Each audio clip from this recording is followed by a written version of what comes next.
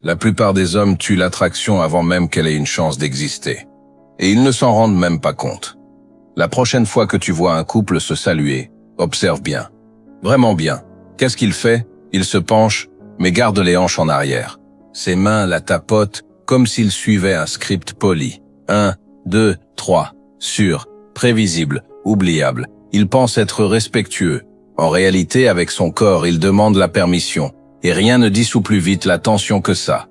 À ce moment-là, il ne devient pas digne de confiance, il devient insignifiant. Et voilà la vérité inconfortable, un homme qui ne crée pas de tension ne marque jamais les esprits. Alors pourquoi est-ce qu'elle se retire? Pourquoi cette étreinte paraît vide, presque mécanique? Ce n'est pas parce qu'elle n'est pas intéressée. C'est parce que tu touches son corps sans jamais t'adresser à ce qui compte vraiment, son système nerveux. Voici quelque chose que la plupart des hommes n'apprennent jamais. Dans le cerveau féminin, la confiance, l'attention et l'excitation ne sont pas des interrupteurs séparés. Elles sont reliées au même circuit, à la même énergie. Et si tu ne sais pas activer ce circuit, tu auras toujours l'impression d'être presque au point, sans jamais y arriver vraiment. Maintenant, réfléchis à ça un instant. Est-ce que ça t'est déjà arrivé de prendre une femme dans tes bras et de ne rien sentir changer? Pas de pause, pas de respiration qui se modifie, pas de légère attraction vers toi. Ce n'est pas un hasard, c'est un signal. Parce que quand tu comprends comment appliquer le bon type de pression, pas de la force mais de la présence, une étreinte cesse d'être un simple geste de politesse. Elle devient un moment qu'elle ressent. Dans cette vidéo, je vais te montrer 3 zones de contact cachées que la plupart des hommes ignorent complètement. Pas les évidentes, pas les conseils usés que tu as déjà entendus 100 fois. Ce sont les points où son instinct de sécurité entre en collision avec son envie de ressentir quelque chose de plus. Et une fois que tu comprends comment les utiliser, tu n'obtiens pas juste une étreinte, tu déclenches une réaction qu'elle ne saura même pas expliquer. Avant même de parler de l'endroit où toucher, il faut parler de celui qui touche. Parce que c'est là que la plupart des hommes se sabotent en silence sans jamais s'en rendre compte. Ta main n'est pas juste une main, c'est un signal, une extension de ton état intérieur. Elle révèle tout ce que tu essaies de cacher. Tu as déjà remarqué que parfois, tu touches une femme et il ne se passe rien, aucun changement, aucune traction, aucune tension. Ça s'éteint instantanément. Ce n'est pas un hasard. C'est elle qui te lie. Si tu es nerveux, tes mains te trahissent. Un léger tremblement, des micro-ajustements. Cette énergie instable. Elle ne pense pas consciemment il est anxieux, mais son corps le ressent. Comme une interférence. Et si tu es dans le besoin, si au fond tu espères qu'elle te valide, qu'elle te choisisse, qu'elle te désire, ton toucher devient lourd mais pas de la bonne manière, pas ancré, pas maîtrisé, accrocheur. Comme si tu essayais de prendre quelque chose. Et c'est là que l'attraction s'effondre, parce que rien ne repousse une femme plus vite que de sentir qu'elle sert de source d'oxygène émotionnel. J'ai vu ça se produire bien plus souvent que les hommes ne voudraient l'admettre. Un homme s'approche, pose ses mains sur elle, et il y a cette tension subtile dans ses doigts. Il ne guide pas, il demande. Il supplie sans un mot, et son corps se ferme instantanément. Maintenant, compare avec un homme qui arrive sans aucune urgence, aucune précipitation, aucune fin dans ses mouvements. Sa main se pose, et elle reste là, sans saisir, sans chercher. Présente, c'est ça la différence. Alors comprends bien ceci. Si tu ne corriges pas l'énergie derrière ton toucher, la technique ne te sauvera pas. Tu vas simplement exécuter des gestes sur la mauvaise fréquence. Et les femmes ne réagissent pas aux gestes. Elles réagissent à l'état. L'état dont tu as besoin, c'est ce que j'appelle la capacité maîtrisée. Pas de l'agressivité, pas de la passivité, du contrôle. Pense-y comme ça. Il y a une différence entre une feuille emportée par le vent et une pierre qui se pose dans le sol. La feuille réagit à tout. Aucune direction, aucune volonté. C'est comme ça que la plupart des hommes touchent, réactifs, en train de s'ajuster, de trop réfléchir, d'essayer de bien faire. Mais une pierre ne demande pas la permission d'exister. Elle se pose et elle reste. C'est exactement la sensation que ton toucher doit transmettre. Lourd mais sans force, immobile mais vivant, intentionnel. Et c'est là que la plupart des hommes se trompent encore. Ils commencent à frotter, toujours en mouvement, toujours en train de faire quelque chose. Parce que dans leur tête, mouvement, probrection. Faux. Frotter, c'est anxieux. Frotter, c'est essayer de créer quelque chose qui n'existe pas. C'est comme si tu travaillais pour obtenir une réaction. Et les femmes ressentent cet effort, cette légère désespérance. Ici, on ne travaille pas, on pose, on maintient, on occupe l'espace. Donc, quand ta main la touche, tu ne t'agites pas, tu ne t'ajustes pas toutes les secondes, tu laisses ta main se poser, tu laisses le poids de ton bras s'installer. Et ensuite, rien, tu restes là. Cette immobilité, c'est là que le basculement commence. Parce que maintenant, son système nerveux est perturbé. Elle est habituée aux hommes qui essaient constamment de plaire, divertir, impressionner, et soudain, il y a toi, calme, ancré, inébranlable. Tu ne prends rien, tu ne demandes rien, tu es simplement là. Et c'est là que quelque chose d'intéressant se produit. Elle commence à réagir, subtilement au début.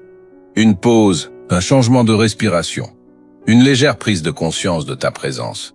Parce que quand tu arrêtes de poursuivre le mouvement, tu forces son corps à le créer. Ça, c'est du pouvoir. Maintenant, une fois que tu comprends ça, une fois que tu deviens lourd, immobile, ancré, c'est seulement là que les zones fonctionnent vraiment. Et la première, c'est là que la plupart des hommes se trahissent complètement sans même s'en rendre compte. Ils vont directement vers la taille, sûre, prévisible, inutile. La taille, c'est là où l'attraction meurt. Ça donne l'impression que tu n'es pas sûr de toi, comme si tu gardais une distance au cas où tu serais rejeté. C'est la version physique de « je ne veux pas rendre ça bizarre ». Et les femmes le ressentent immédiatement. Ensuite, il y a l'autre extrême, les hommes qui vont directement aux fesses. Aucune calibration, aucun crescendo, juste quelque chose de brut, et qu'est-ce que ça communique? Je veux du sexe. Trop évident, trop rapide. Tu as détruit la tension avant même qu'elle ait le temps d'exister. Parce que le mystère est ce qui nourrit le désir. Si elle sait déjà exactement ce que tu veux, il n'y a plus rien à découvrir. Donc les deux extrêmes échouent. Trop prudent, tu deviens invisible. Trop direct, tu deviens prévisible. C'est pour ça que cette première zone se situe exactement entre les deux. Cachée, négligée, mais incroyablement puissante quand elle est utilisée correctement. La base sacrée. La plupart des hommes n'y pensent même pas, mais c'est là que tout change. C'est la base de sa colonne vertébrale. Cet os triangulaire entre ses hanches, l'ancrage structurel de tout son corps, son centre de gravité, son équilibre physique. Et quand tu poses ta main ici, pas tes doigts, ta paume, tout bascule. À plat, ferme, immobile. Exactement là où sa colonne rencontre ses hanches. Maintenant, voici la partie qui compte vraiment. Tu ne la pousses pas, tu l'ancres. Une légère pression vers l'intérieur, et juste un peu vers le bas. Subtil, maîtrisé. Et soudain, tu fais quelque chose qu'aucun autre homme ne fait. Tu prends en charge ce que son corps fait toute la journée. Se maintenir. Parce que les hommes le réalisent ou non, la plupart des femmes vivent sous tension.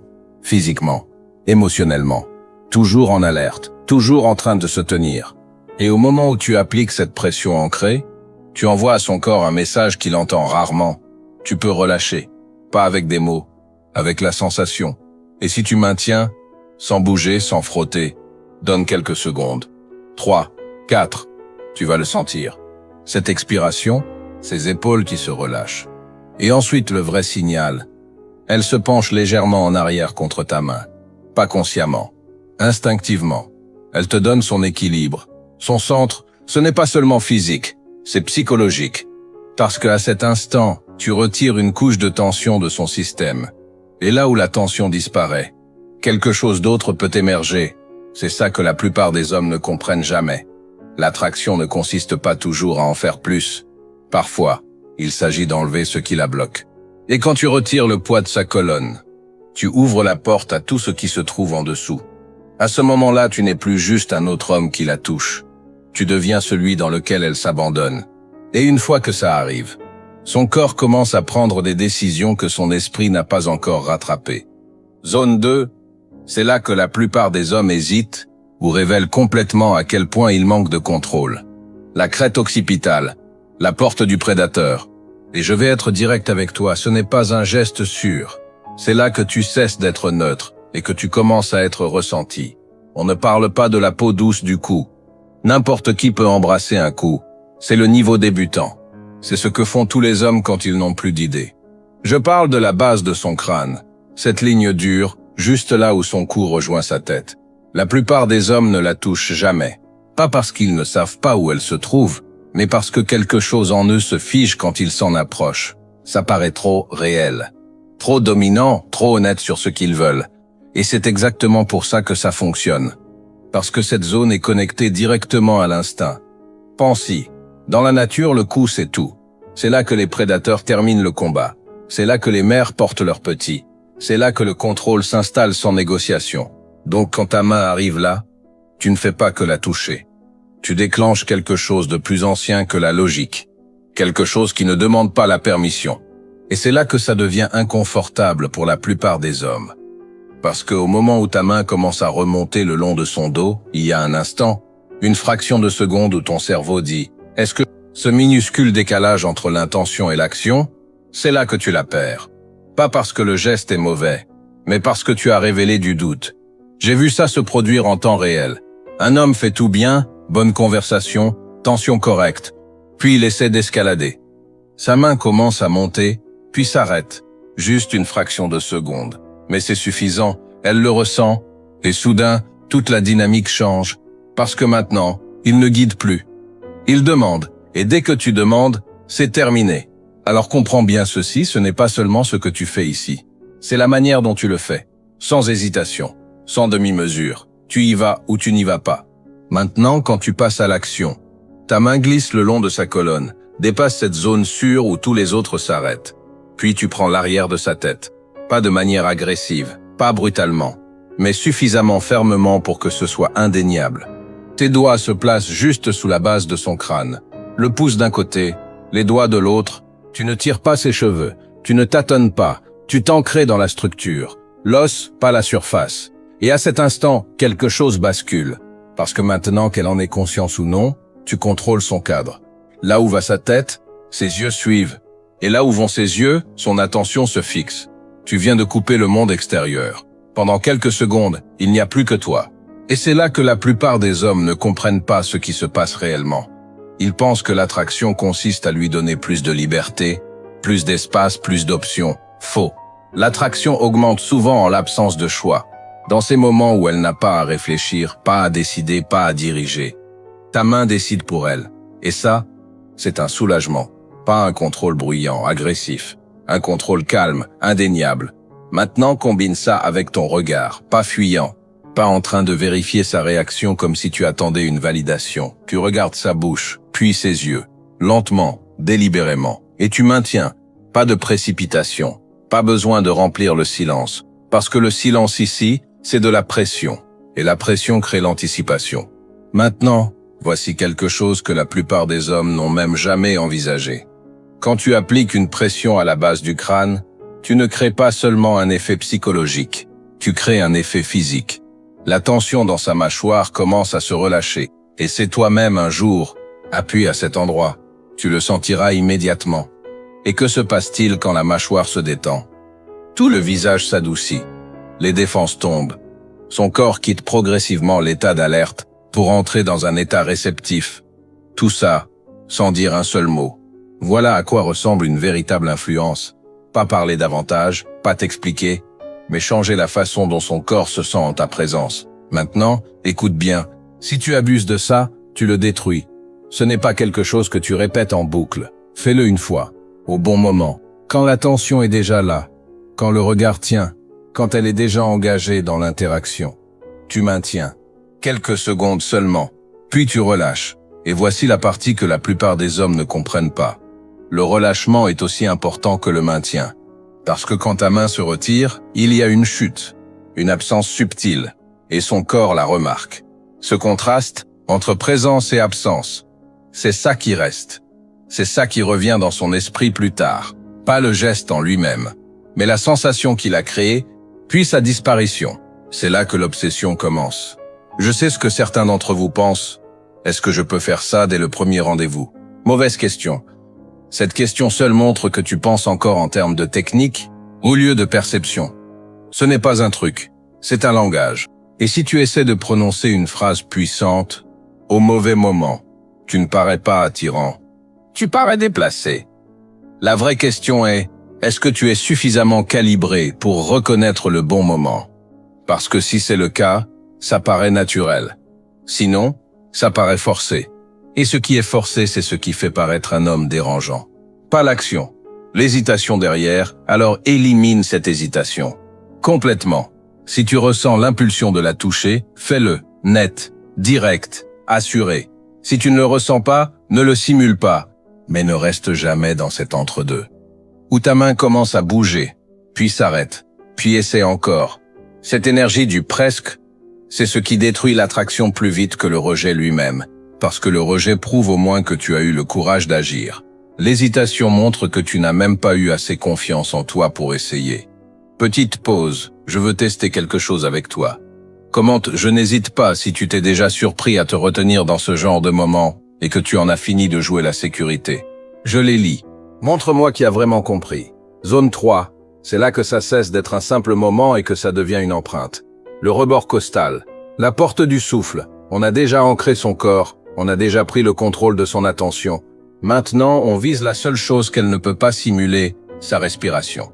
Et c'est là que ça devient délicat, parce que la respiration est directement liée à l'émotion. Tu ne contrôles pas d'abord les pensées d'une femme. Tu influences son état, et son état vit dans sa respiration.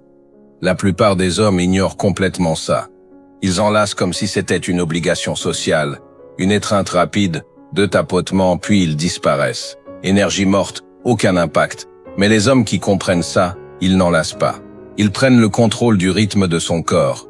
Je vais te montrer ce que je veux dire. Le rebord costal, c'est le bord de sa cage thoracique, pas la taille. Oublie la taille. La taille est molle, neutre. C'est là que les hommes hésitants se cachent. Tu montes plus haut, vers les côtes, de la structure, mais vivante, parce que les côtes s'ouvrent, se referment, s'ouvrent, se referment. C'est sa respiration, c'est son système nerveux en mouvement, et c'est là que la différence se fait quand tu la rapproches de toi. Tes mains ne vagabondent pas, elles se posent à plat, sur ses côtes latérales, doigts écartés, contact complet. Et ensuite tu fais attention. La plupart des hommes ne le font jamais.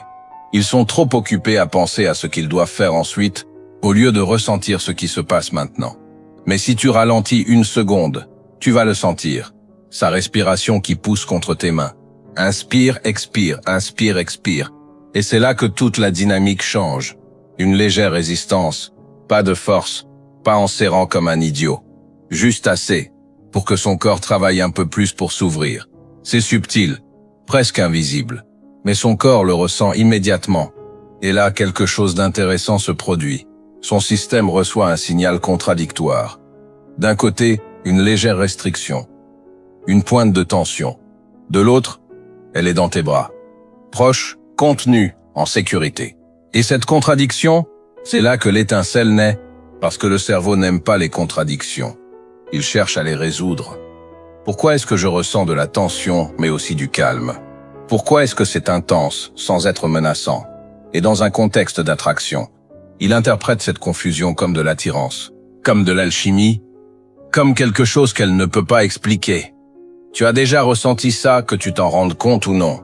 Ce moment où la présence de quelqu'un resserre légèrement ta poitrine, sans te donner envie de t'éloigner. Au contraire, tu te rapproches. C'est exactement ce que tu crées ici.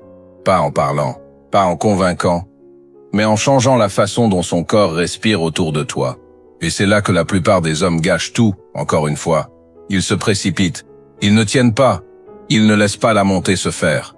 Écoute bien, quand tu l'as contre toi, poitrine contre poitrine, tes mains sur ses côtes, ton corps stable. Tu ne bouges pas, pas de tapotement, pas de frottement. Tu maintiens, lourd, immobile, présent. Et ensuite tu respires, lentement, profondément, avec contrôle. Et son corps va commencer à s'accorder au tien. C'est réel. Ça s'appelle l'entraînement. Les gens se synchronisent sans y penser.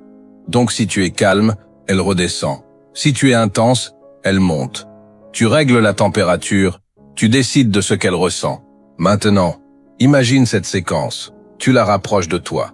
Une main basse pour l'ancrer. L'autre plus haut pour guider son cadre. Et maintenant, tes bras se referment, comprimant légèrement sa respiration. Pendant quelques secondes, elle est dans ton rythme, pas le sien. Le tien. Ce n'est plus une étreinte. C'est de l'influence. C'est de la présence. Et ensuite, tu relâches. Pas lentement. Pas en étirant le moment comme si tu avais peur de le perdre, net, décisif. Tu lâches et tu recules. Et c'est là que tout bascule. Parce que la plupart des hommes s'accrochent. Ils tiennent trop longtemps. Ils étirent le moment jusqu'à ce qu'il meure entre leurs mains. Pourquoi? Parce qu'ils ne veulent pas que ça se termine, parce qu'ils en ont besoin. Et ce besoin se ressent dans tout. Toi, tu ne fais pas ça. Tu méfies au moment en premier, toujours. Tant qu'il est encore chargé. Tant que son corps est encore en train de s'ajuster. Tu le retires, et soudain, elle le ressent. Cette absence, cette chute. Il y a une seconde, elle était ancrée, contenue, tenue dans quelque chose de solide. Et maintenant, elle est de retour dans son propre corps, à porter à nouveau son propre poids. Et quelque chose en elle veut retrouver cette sensation. C'est là que la plupart des hommes se trompent. Ils pensent que l'attraction se construit en restant, en donnant plus, en tenant plus longtemps. Faux. L'attraction monte souvent quand tu retires ce qui faisait du bien.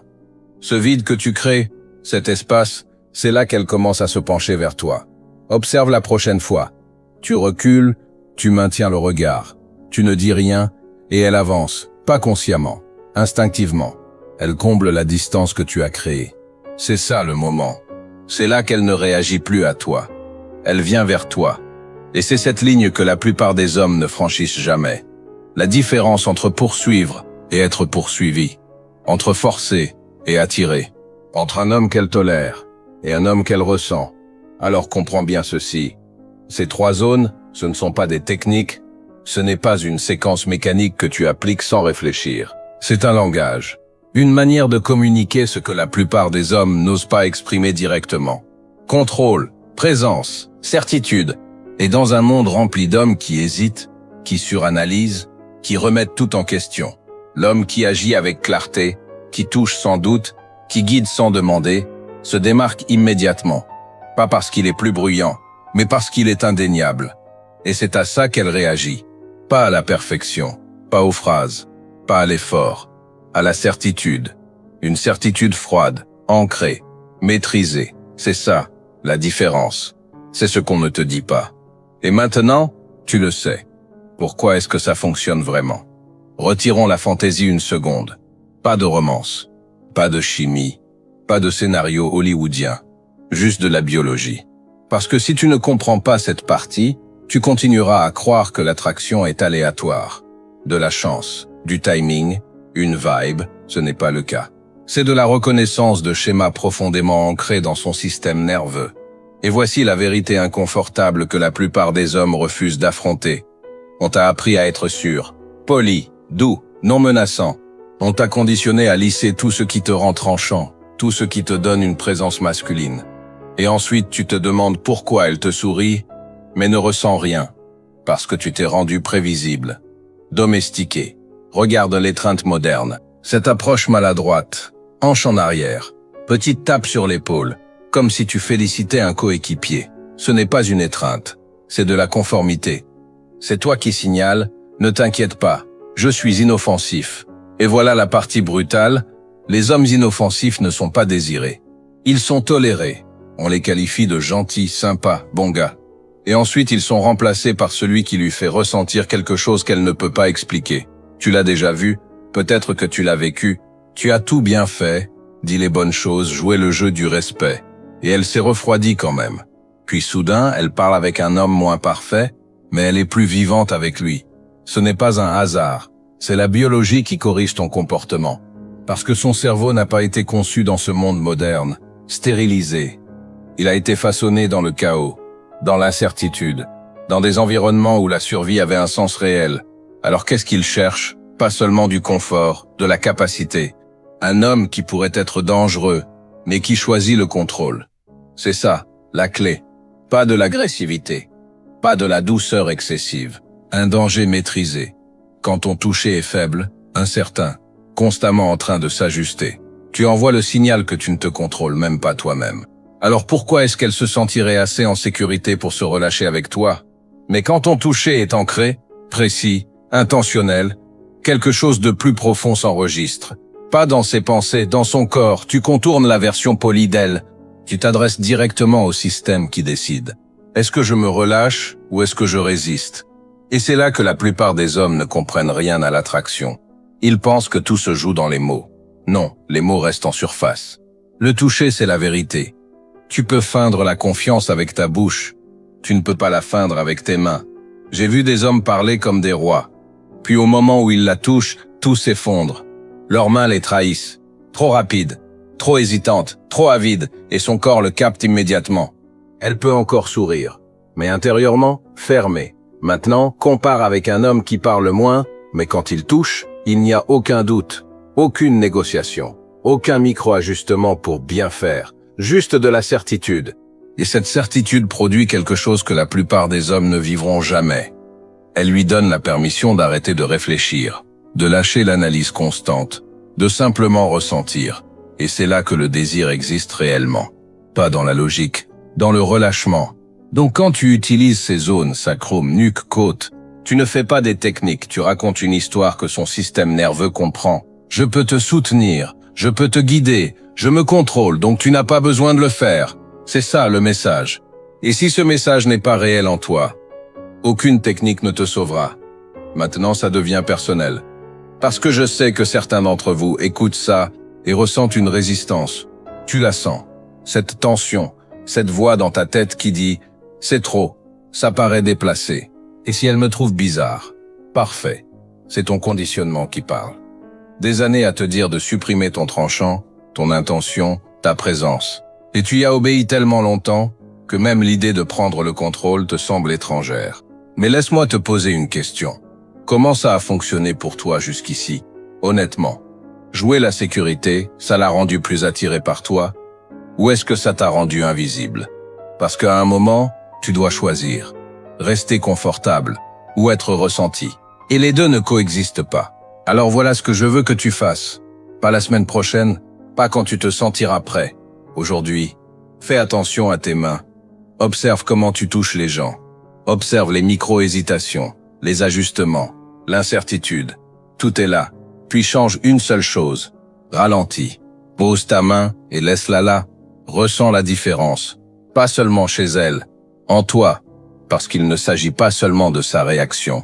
Il s'agit de ton identité. Es-tu un homme qui demande ou un homme qui décide? Est-ce que tu réagis ou est-ce que tu poses le cadre? La prochaine fois que tu prends une femme dans tes bras, une femme qui t'attire vraiment, ne fais pas à moitié, ne reste pas en suspension, engage-toi, ancre-la, guide-la, contrôle le moment puis mets-y fin, net et observe ce qui se passe après. Observe son regard, observe son corps, observe comment elle revient vers toi. Elle ne comprendra pas.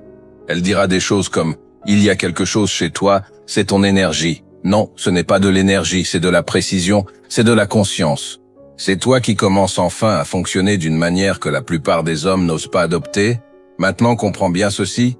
Avoir la carte ne sert à rien si tu as peur de parcourir le terrain. Et c'est ça, la vraie barrière, pas la compétence. La permission de prendre ta place. La permission d'être ressenti. La permission d'arrêter de te diluer pour rendre les autres à l'aise. Parce que la vraie dominance, elle n'est pas bruyante, elle n'est pas agressive, elle est stable, elle est maîtrisée. C'est le cadre dans lequel tout le reste existe. Et si tu ne peux pas tenir ce cadre, tu ne peux pas tenir son attention, tu ne peux pas tenir son corps, tu ne peux pas tenir son désir, parce que le désir ne réagit pas aux mots, il réagit à la présence, à la certitude, à un homme qui ne vacille pas dans son intention. Alors avant de la toucher à nouveau, corrige ça. Décide qui tu es quand tu entres dans ce moment, parce qu'une fois que c'est fait, tout change. Et si quelque chose en toi a reconnu la vérité dans ce que tu viens d'entendre, pas de manière logique, mais physique, ce léger basculement dans ta poitrine, cette tension dans ta colonne, alors tu sais déjà, tu as opéré en dessous de ton niveau. Maintenant tu as vu la différence. La seule question est, qu'est-ce que tu vas en faire? Maintenant voici la partie à laquelle la plupart des hommes n'arrivent jamais, parce qu'ils s'arrêtent à la technique.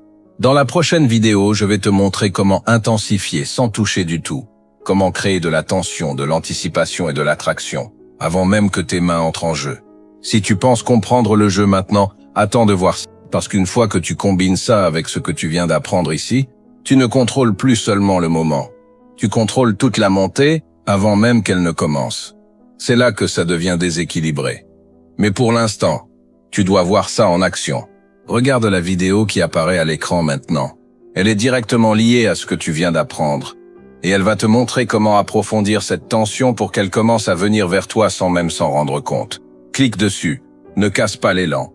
Et si tu es encore là, tu sais déjà que ce n'est pas du contenu superficiel. Alors abonne-toi, active la cloche et reste affûté. La plupart des hommes ne comprendront jamais le jeu. Mais toi si, on se retrouve parmi les rares.